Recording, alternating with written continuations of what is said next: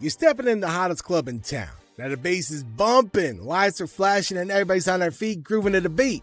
Now what's that song that's got the whole place lit? You guessed it, man, In the Club by 50 Cent. But did you know that this masterpiece almost never happened? Yeah, it all started with a rejected beat that ended up changing the game. So you all know 50 Cent, right? Now he's the rapper who shot to stardom back in the early 2000s. But for all that, he was just a guy from Queens, New York trying to make it big in the rap game. Now picture this, Eminem, the rap superstar, is on the lookout for fresh talent. Now he discovers 50 Cent and sees something special in it, so he decides to give him a shot. Now that's how 50 Cent's journey to fame begins. But it don't stop there. Now M introduces 50 Cent to Dre, another heavyweight in the music industry. Now this collaboration was like a dream come true for 50 Cent. I mean, working with two legends like Eminem and Dr. Dre, now that's the stuff the dreams is made of right there. So 50 Cent flies out to LA where Dre's based, and they hit the studio together. Now alongside producer Mike Elizondo, they start cooking up some beats. And let me tell you, magic was happening in that studio, man. In the Club wasn't just another song for 50 Cent, it was a game changer. The beat, the vibe, everything about it just clicked. But get this, the beat wasn't originally meant for 50, man. Nah, see, it was actually offered to another hip-hop group called D12. Alright, now, I love D12, but can you believe that they all turned it down? I mean, I guess they just couldn't see the potential in it like 50 Cent did. Creation and inspiration. You see, for 50 Cent, this song wasn't just about dropping some rhymes and some catchy beats. It was about capturing a vibe. It was about a feeling, a celebration of life itself. Now, when 50 sat down to write this track, he wanted to create something that was going to make people feel good. Something they could bump to at parties and just kind of vibe out with. Now, he wanted it to be a reminder to live life to the fullest, to enjoy every moment. Because, hey, you only get one life, right?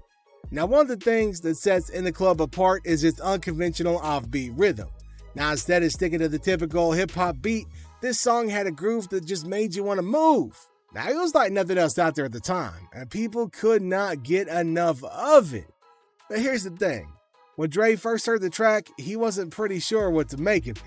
I mean, it was definitely different from what he was used to, and he had his doubts about whether it would work. But you know what? He decided to roll with it. Now, he saw something in 50 Cent's vision for the song, and he trusted his instincts. And man, did they pay off big. Because as they say, the rest was just hip-hop history. In the Club became an instant hit, topping the charts and cementing 50 Cent's place in the rap game. And you know what's even cooler than that? It's still hard-hitting to this day. I'm talking a timeless classic that never fails to get people on their feet. Critical reception. First off, music critics were absolutely loving it, man. They couldn't get enough of the infectious beat, the catchy lyrics, and the overall vibe of the song. I mean, if you was there, you wouldn't be able to blame them either, man. I remember the summer that track hit, dude. It was big. Everybody around town was bumping that beat. Man, it was like a breath of fresh air in the hip-hop scene, right? Even critics were quick to praise its innovation and the energy that it brought. But listen up, because it wasn't just no critics that were quick to praise this thing, man. See, it also got a bunch of accolades and awards, including some Grammy nominations. Yeah, man, this thing was straight up Grammy worthy. Like, it was nominated for Best Male Rap Solo Performance and Best Rap Song at the Grammys, man. And while it didn't take home the gold, just being nominated was a huge freaking honor. And let's not forget about all the recognition that it received at year's end and decade end charts. Now, In the Club was freaking everywhere, topping charts left, right, and center and solidifying its status as a true classic. It was like the song of the decade, man, popping up on lists of the best songs of the 2000s and earning its spot in music history. Yeah, it was like the rap version of that song that Vitamin C put out, you know, the one everybody was listening to and being all emotional about. Except, you know, this one was actually good and hit hard. Chart performance. So picture this. In the Club hits the scene and bam, it's like a rocket shooting straight to the top of the Billboard Hot 100 moon, baby. That's right, this thing snagged that coveted #1 spot and held on to it for a whopping 9 freaking weeks, man. Yeah, that's like longer than some summer vacations. But it doesn't even stop there either, man, because this track, it wasn't just a hit over here in the US. This thing was taking over the world, too. I mean, from Austria to Germany, over to Norway, this song was climbing the charts faster than you can say 50 Cent. It was like the anthem of the early 2000s, with people everywhere blasting it from their cars and bumping it at parties. Now the RIA, aka the people who hand out those super shiny gold and platinum records, couldn't ignore the massive success of this track. So they slapped it with a gold certification, which basically means that it sold a ton of copies. But wait, cause there's more. In 2023, it even earned the prestigious Diamond certification, man. Yeah, you heard me, Diamond. That's like the holy grail of friggin' certifications, reserved for only the biggest hits. And could the music video be a major reason behind its success? Let's take a look at the music video. Now you gotta give props to Philip Atwell, the director who brought this visual masterpiece to life. Now he had a vision and man did he deliver. The concept of the video was like something straight out of a movie. A fictional hip-hop boot camp called the Shady Aftermath Artist Development Center. This thing is like a hardcore training ground for rappers, and 50 Cent's at the center of it all. Now the video's packed with them. You got scenes of 50 hanging upside down from a gym roof. Talk about making an entrance, man. And then there's a shooting range, which is a nod to 50 Cent's own life experiences, man. If you ain't checked it out, check it out now. Now let's not forget about the cameos, man. You got Dre, you got Eminem, D12 popping up in there, you got Lloyd Banks, and there's a ton more than that too, man. It's like a who's who of hip-hop royalty. But here's where it starts to get really interesting.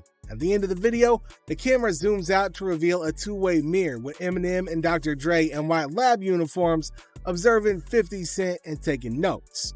It's like they the puppet masters pulling the strings behind the scenes. Now talk about a mind-blowing twist. And as if the video wasn't already amazing enough, it also racked up some serious awards and nominations. At the 2003 MTV Video Music Awards, it took home the trophies for Best Rap Video and Best New Artist.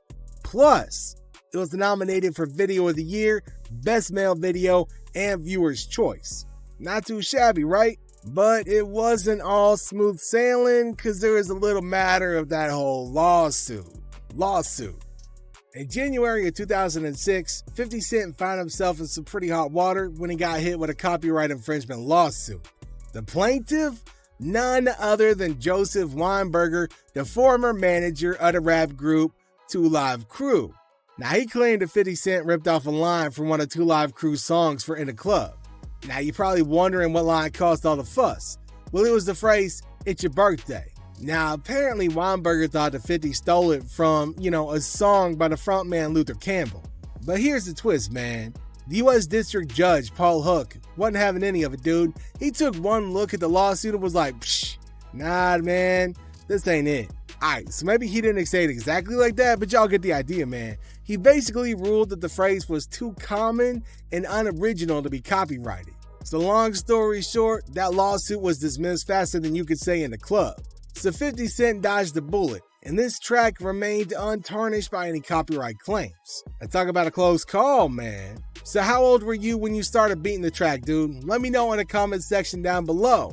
And don't forget to hit that like button and subscribe for more stories from the world of music and beyond. Thanks for tuning in, everybody. I'll catch you next time.